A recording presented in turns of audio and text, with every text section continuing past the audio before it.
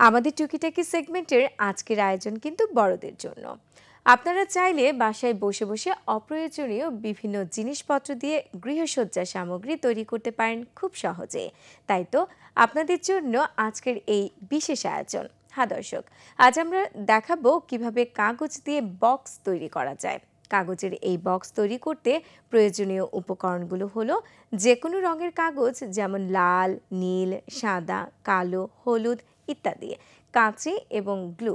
প্রিয় দর্শক, চলুন এবারে দেখে আসি কাগজ দিয়ে বক্স তৈরির একটি ভিডিও ক্লিপ।